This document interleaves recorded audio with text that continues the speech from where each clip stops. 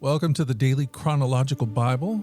My name's Hunter, and we are reading through the Bible in chronological order as a single story. And that story is all about Jesus. It is a revelation of Him, and He has revealed to us the heart of the Father.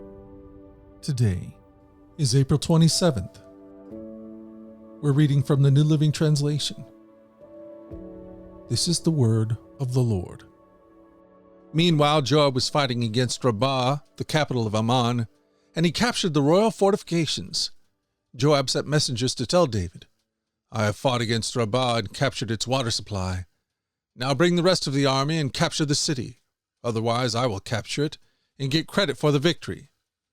So David gathered the rest of the army and went to Rabbah, and he fought against it and captured it. David removed the crown from the king's head, and it was placed on his own head. The crown was made of gold and set with gems, and it weighed 75 pounds. David took a vast amount of plunder from the city. He also made slaves of the people of Rabbah and forced them to labor with saws, iron picks, and iron axes, and to do work in the brick kilns. This is how they dealt with the people of all the Ammonite towns. Then David and all the army returned to Jerusalem. Then David went to Rabbah and removed the crown from the king's head, and it was placed on his own head. The crown was made of gold and set with gems, and he found that it weighed 75 pounds. David took a vast amount of plunder from the city. He also made slaves of the people of Rabbah and forced them to labor with saws, iron picks, and iron axes. That is how David dealt with the people of all the Ammonite towns. Then David and all the army returned to Jerusalem. 2 Samuel 13. Now David's son Absalom had a beautiful sister named Tamar, and Amnon, her half-brother, fell desperately in love with her. Amnon became so obsessed with Tamar that he became ill. She was a virgin, and Amnon thought he could never have her. But Amnon had a very crafty friend, his cousin Jonadab. He was the son of David's brother Shimei. One day Jonadab said to Amnon, "What's the trouble? Why should the son of a king look so dejected morning after morning?" So Amnon told him, "I'm in love with Tamar, my brother Absalom's sister." "Well," Jonadab said, "I'll tell you what to do. Go back to bed and pretend you are ill. When your father comes to see you, ask him to let Tamar come and prepare some food for you. Tell him you'll feel better if she prepares it, as you watch and feeds you with her own hands." So Amnon lay down and pretended to be sick. And when the king came to see him, Amnon asked him, "Please let my sister Tamar come and cook my favorite dish as I watch. Then I can eat it from her own hands." So David agreed and sent Tamar to Amnon's house to prepare some food for him. When Tamar arrived at Amnon's house, she went to the place where he was lying down so he could watch her mix some dough. Then she baked his favorite dish for him. But when she set the serving tray before him, he refused to eat it. "Everyone get out of here," Amnon told his servants. So they all left. Then he said to Tamar, "Now bring the food into my bedroom and feed it to me here." So Tamar took his favorite dish to him, but as she was feeding him, he grabbed her and demanded, "Come to bed with me, my darling sister." "No, my brother," she cried. "Don't be so foolish. Don't do this to me. Such wicked things aren't done in Israel. Where could I go in my shame? And you would be called one of the greatest fools in Israel. Please, just speak to the king about it, and he will let you marry me." But Amnon wouldn't listen to her, and since he was stronger than she was, he raped her. Then suddenly Amnon's love turned to hate, and he hated her even more than he had loved her. "Get out of here," he snarled at her. "No, no," Tamar cried. "Sending me away now is worse than what you've already done to me." But Amnon wouldn't listen to her. He shouted for his servants and demanded, "Throw this woman out and lock the door behind her." So the servant put her out and locked the door behind her. She was wearing a long, beautiful robe, as was the custom in those days for the king's virgin daughters. But now Tamar tore her robe and put ashes on her head, and then with her face in her hands she went away crying. Her brother Absalom saw her and asked, "Is it true that Amnon has been with you?" "Well, my sister, keep quiet for now, since he's your brother. Don't worry about it." So Tamar lived as a desolate woman in her brother Absalom's house. When King David heard what had happened, he was very angry. And though Absalom never spoke to Amnon about this, he hated Amnon deeply because of what he had done to his sister. 2 years later, when Absalom's sheep were being sheared at Baal Hazor, near Ephraim, Absalom invited all the king's sons to come to a feast. He went to the king and said, "My sheep shearers are now at work. Would the king and his servants please come to celebrate the occasion with me?" The king replied, "No, my son. If we all came, we would be too much of a burden on you." Absalom pressed him, but the king would not come, though he gave Absalom his blessing.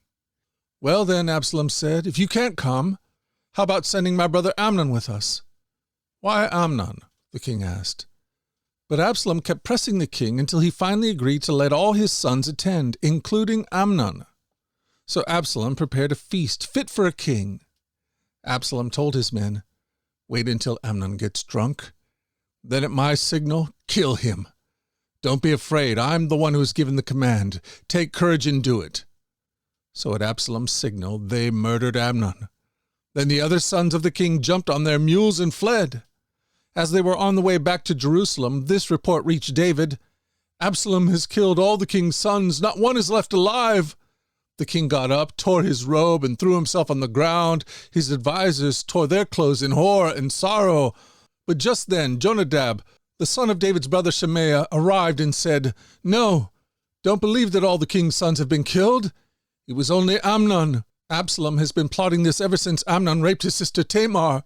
No, my lord the king, your sons aren't all dead. It was only Amnon." Meanwhile, Absalom escaped. Then the watchman on the Jerusalem wall saw a great crowd coming down the hill on the road from the west. He ran to tell the king, "I see a crowd of people coming from the Horonaim road, along the side of the hill." "Look," Jonadab told the king, "there they are now. The king's sons are coming, just as I said." They soon arrived, weeping and sobbing, and the king and all his servants wept bitterly with them. And David mourned many days for his son Amnon. Absalom fled to his grandfather Talmai, son of Ammihud, the king of Geshur. He stayed there in Geshur for 3 years. And King David, now reconciled to Amnon's death, longed to be reunited with his son Absalom. 2 Samuel 14. Joab realized how much the king longed to see Absalom. So he sent for a woman from Tekoa who had a reputation for great wisdom. He said to her, "Pretend you are in mourning, wearing mourning clothes, and don't put on lotions. Act like a woman who's been mourning for the dead for a long time. Then go to the king and tell him the story I'm about to tell you." Then Joab told her what to say. When the woman from Tekoa approached the king, she bowed with her face to the ground in deep respect and cried out, "O king, help me!" "What's the matter?" the king asked. "Alas, I am a widow," she replied. "My husband is dead. My 2 sons had a fight in the field, and since no one was there to stop it, one of them was killed. Now the rest of the family is demanding, 'Let us have your son. We will execute him for murdering his brother. He doesn't deserve to inherit his family's property. They want to extinguish the only coal I have left, and my husband's name and family will disappear from the face of the earth.'" "Leave it to me," the king told her. "Go home, and I'll see to it that no one touches him." "Oh, thank you, my lord the king," the woman from Tekoa replied. "If you are criticized for helping me, let the blame fall on me and on my father's house, and let the king and his throne be innocent." "If anyone objects," the king said, "bring him to me. I can assure you he will never harm you again." Then she said, "Please swear to me by the Lord your God that you won't let anyone take vengeance against my son. I want no more bloodshed." "As surely as the Lord lives," he replied, "not a hair on your son's head will be disturbed." "Please allow me to ask one more thing, my lord the king," she said. "Go ahead and speak," he responded. She replied, "Why don't you do as much for the people of God as you have promised to do for me? You have convicted yourself in making this decision because you have refused to bring home your own banished son. All of us must die eventually. Our lives are like water spilled out on the ground, which cannot be gathered up again. But God does not just sweep life away. Instead, he devises ways to bring us back when we have separated from him. I have come to plead with my lord the king, because people have threatened me. I said to myself, perhaps the king will listen to me and rescue us from those who would cut us off from the inheritance God has given us. Yes, my lord the king will give us peace of mind again. I know that you are like an angel of God in discerning good from evil. May the Lord your God be with you." "I must know one thing," the king replied, "and tell me the truth." "Yes, my lord the king," she responded. "Did Joab put you up to this?" And the woman replied, "My lord the king, how can I deny it? Nobody can hide anything from you. Yes, Joab sent me and told me what to say. He did it to place the matter before you in a different light. But you are as wise as an angel of God, and you understand everything that happens among us." So the king sent for Joab and told him, "All right, go and bring back the young man Absalom." Joab bowed with his face to the ground in deep respect and said, "At last I know that I've gained your approval, my lord the king, for you have granted me this request." Then Joab went to Geshur and brought Absalom back to Jerusalem. But the king gave this order, "Absalom may go to his own house, but he must never come into my presence." So Absalom did not see the king. Now Absalom was praised as the most handsome man in Israel. He was flawless from head to foot. He cut his hair only once a year, and then only because it was so heavy. When he weighed it down, it came to 5 pounds. He had 3 sons and 1 daughter. His daughter's name was Tamar, and she was very beautiful. Absalom lived in Jerusalem for 2 years, but he never got to see the king. Then Absalom sent for Joab to ask to intercede for him, but Joab refused to come. Absalom sent for him a second time, but again Joab refused to come. So Absalom said to his servants, "Go and set a fire to Joab's barley field, the field next to mine." So they set his field on fire, as Absalom had commanded. Then Joab came to Absalom's house and demanded, "Why did your servants set my field on fire?" And Absalom replied, "Because I wanted you to ask the king why he brought me back from Geshur. If he didn't intend to see me, I might as well have stayed there. Let me see the king. If he finds me guilty of anything, then let him kill me." So Joab told the king what Absalom had said. Then at last David summoned Absalom, who came and bowed low before the king. And the king kissed him.